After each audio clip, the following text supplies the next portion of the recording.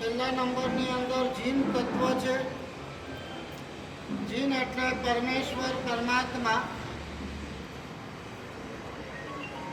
અંતરના અંતરથી આ પરમાત્માની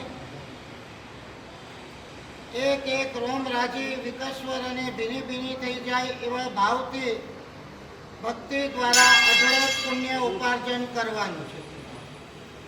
જીન તત્વ ભક્તિ માટે છે. એના ઉપર આપણો ભક્તિનો ભાવ જેટલો વધે એટલા પુણ્યના ઢગ થાય છે. નંબર 2 માં આવે છે જીવ. પહેલા નંબરમાં શું આવે? જીન. નંબર 2 માં આવે જીવ. જીવ એટલે જેને આત્મા છે, જેને ચેતના છે, જે અનંત સુખનો માલિક છે, જેને જીજીવિષા છે, જેને સુખની અભિલાષા છે, જે મોતથી ડરે છે, જે સુખથી દુઃખથી ડરે છે, એવા તમામ જીવો સૂક્ષ્મથી માંડીને બાદર સુધીના ત્રસકાય સુધીના આ તમામ જીવો પ્રત્યે સ્નેહનો ભાવ ઊભો કરવાનો છે. પરમાત્મા પ્રત્યે ભક્તિભાવ, જીવો પ્રત્યે સ્નેહનો ભાવ. જેને જીવો પ્રત્યે સ્નેહનો ભાવ નથી, આપણે એક છે ને બહુ નાનું કુંડાળું બનાવી દીધું છે, હું અને મારો પરિવાર. બાકી જેનું જે થવું હોય તે થાય. ભલે ને દુનિયામાં ગમે તેટલા યુદ્ધોના સમાચાર સવારે છાપામાં આવે, બદામ પિસ્તા વાળો આપણો દૂધનો કટોરો ક્યારે પણ ઓછો થતો નથી. હજારો લાખો જીવોના ઢીમ ઢળી જાય, હજારો લાખો માછલાઓ, કૂકડાઓ, ગાયો, બળદો, બકરીઓ એના ઢીમ ભલેને કદાચ ઢળી જાય, આપણને કોઈ હમદર્દી ના હોય તો સમજવાનું કે આપણી સંવેદના બુદ્ધિ થઈ ગઈ છે. જીવો પ્રત્યે સ્નેહનો ભાવ ન હોય એને ક્યારે પણ જીન પ્રત્યે ભક્તિનો ભાવ જાગતો નથી. સમજી રાખવાનું. કારણ કે અમારા ગુરુદેવ વિજય હેમચંદ્ર સુરી મહારાજ કહેતા હતા, બધા જ જીવો આ જીનનો પરિવાર છે. શું છે? પરિવાર છે. તમે કહો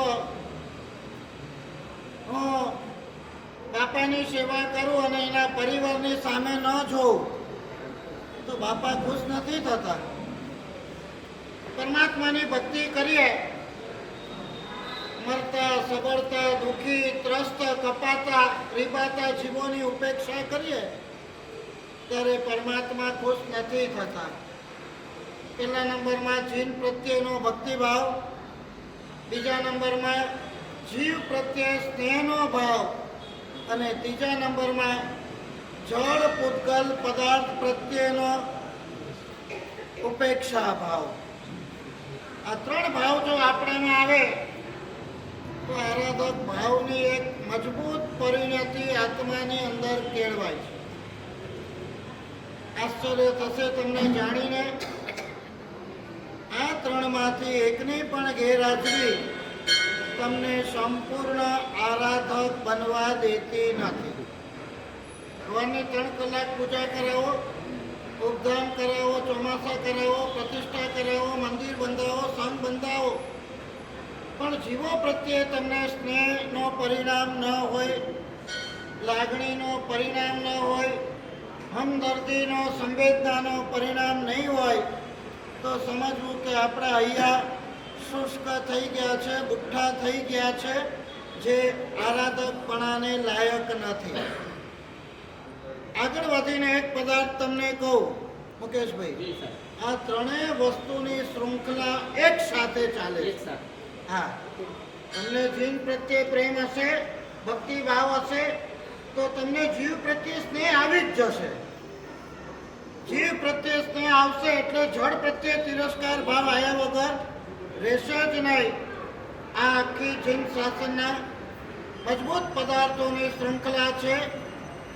થોડું પુણ્ય આપણું જાગતું છે તો અત્યારે મજેથી જીવીએ છીએ. રોજબરોજની જિંદગીમાં આપણે સાંભળીએ છીએ પ્રસંગો. 30 વર્ષનો છોકરો રાતના 3 વાગે કાર્ડિયક એરેસ્ટ આવ્યો ને પતી ગયો. કશું જ હતું નહીં, આંતરડામાં સોજા હતા, જરાક બચાડવા ગયા ને ફર્સ્ટ સ્ટેજનું કેન્સર ડિટેક્ટ થઈ ગયું નાની ઉંમરમાં. કોરોના પછી 25 થી 50ની અંદર જે કાર્ડિયક એરેસ્ટો આવે, અનબિલિવેબલ. જીમમાં કસરત કરતા હોય ને એટેક આવે, ક્રિકેટના મેદાનની અંદર બેટ ઉછાળતા હોય ને એટેક આવે. 25, 30, 35 વર્ષની ઉંમરમાં આપણી જાતને હજી સૌભાગ્યશાળી સમજજો. જે બોનસના દિવસો મળ્યા છે એમાં સત્કાર્ય, સાધના અને શુભ ભાવોથી આપણી મૂડી પરલોક માટે ઊભી કરી લેવાનો એક અમૂલ્ય અવસર છે. તમે એને સાધી લો, જીવો. હજારો લાખો મૂંગાઓ રીપાય છે, પીડાય છે, દુઃખી થાય છે. તમારા થોડા રૂપિયા ક્યાંક આ કાળઝાળ ગરમીમાં તમે જુઓ, એસી વગર 10 મિનિટ ચાલતું નથી અને બિચારા કેવા શેકાય છે.